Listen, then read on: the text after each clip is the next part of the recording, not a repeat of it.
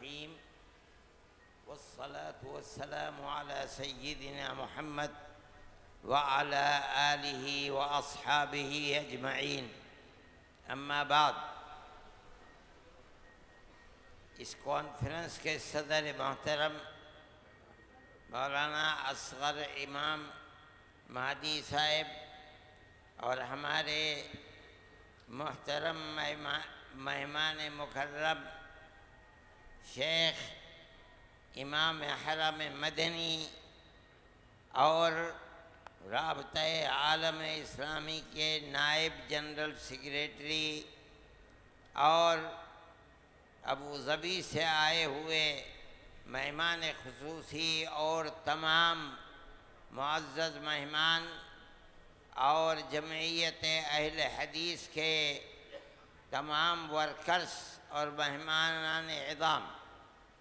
حقیقت یہ ہے کہ ان حضرات کی موجودگی میں اور ان کے بڑے قیمتی بیانات جو کتاب و سنت کی روشنی میں پیش کیے گئے ہیں، مجھ جیسے بے علم کم علم چھوٹے سے آدمی کا یہاں پیش کرنے کا موقع نہیں تھا۔ میں تو استفادہ کرنے کی غرض سے آیا ہوں۔ اس موقع پر میرا کچھ کہنا مناسب نہیں تھا، لیکن میں نے مولانا سے عرض معروض کی، مولانا نہیں مانے۔ آپ کے سامنے جس موضوع کو انہوں نے پیش کیا ہے، ہندوستان جیسے ملک میں جس میں مذہبی اقلیتیں بے شمار ہیں، وہاں ان اقلیتوں کے سلسلے میں اس موضوع کی بڑی اہمیت ہے۔ دوسرے ملکوں کے اندر شاید اتنی اہمیت نہ ہو، اور آپ جس دور سے گزر رہے ہیں، علماء اس سلسلے کے اندر جو کچھ بیان کر رہے ہیں، جس طرح جد و جہد کی جا رہی ہے، وہ چیزیں آپ کے سامنے ہیں۔ اور یہ پیغام دینے کے لیے جو موضوع جمعیت اہل حدیث نے بیان کیا ہے اور اس اجتماع کا رکھا ہے، میں یہ سمجھتا ہوں کہ قطع نظر دیانت اور مذاہب کے آپس میں میل ملاپ اور محبت،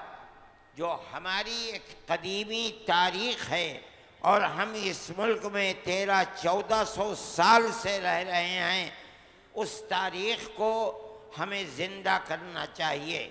دنیا کی قومیں اس تاریخ کو مٹانا چاہتی ہیں، ہمارا فرض ہے کہ ہم اپنی اس قدیمی تاریخ کو زندہ کریں۔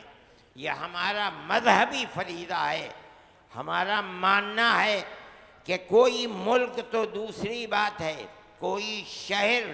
کوئی خاندان اور کوئی گھر اس وقت تک نہیں بچ سکتا خلفشار سے جب تک اس کے اندر امن و امان نہیں ہوگا۔ اسی لیے حضرت ابراہیم علی نبینا وعلیہ الصلاۃ والتسلیم نے جب اپنے بچے اور اس کی ماں کو لا کر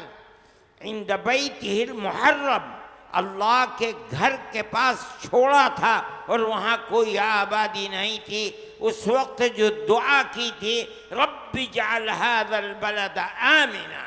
رب اجعل هذا بلدا آمنا، اے اللہ جو آپ نے مقدر فرمایا ہے، جہاں میں آج اپنے بچے کو چھوڑ کر جا رہا ہوں، آئندہ چل کر یہ بلد بنے گا، اس بلد کو امن والا بلد بنائیے، اس لیے کہ دنیا کا کوئی بلد بغیر امن کے، امن و امان کے ساتھ زندہ نہیں رہ سکتا۔ ہم اسی پیغام کو ہندوستان کے خاص طریقے پر جس ملک میں ہم رہ رہے ہیں، ہم ہر انسان تک اس پیغام کو پہنچاتے ہیں۔ اور میں مسلمانوں سے کہا کرتا ہوں، جمعیت علماء کے پلیٹ فارم پر میں یہاں بھی کہہ رہا ہوں، ہمارا کوئی اختلاف کسی مسلمان کا اس موضوع میں نہیں ہو سکتا۔ ہم چاہے اپنے گھروں میں رہیں، اپنے شہروں میں رہیں، بازاروں میں اپنی دکانوں پر رہیں، یا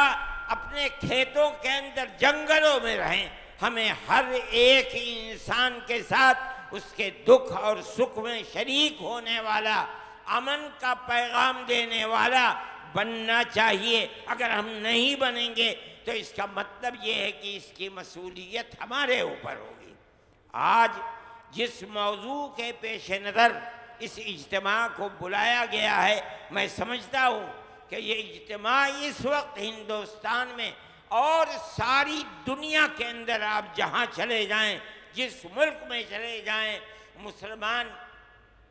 ایک ایسے موضوع سے دوچار ہے جس کے اندر سب سے زیادہ ضرورت امن و امان، پیار و محبت اور دکھ اور اس میں شریک ہو، دکھ درد میں شریک ہونے کی چیز ہے۔ یہ موضوع بڑا پاکیزہ موضوع ہے۔ جن حضرات نے شریک ہو کر کے اس موضوع پر قرآن و حدیث کی روشنی کے اندر پیش کیا ہے، وہ بڑا مبارک پیغام ہے۔ میں آپ حضرات سے یہ بات کہتا ہوں کہ آپ جہاں بھی رہیں، دکھ اور سکھ میں شریک رہیں۔ آپ کو بلایا جائے نہ بلایا جائے، اگر آپ کے پڑوس میں کوئی شادی ہوتی ہے کسی غیر مسلم کے یہاں، آپ کو جانا چاہیے، اپنے پیغام محبت کو عام کرنا چاہیے۔ ہم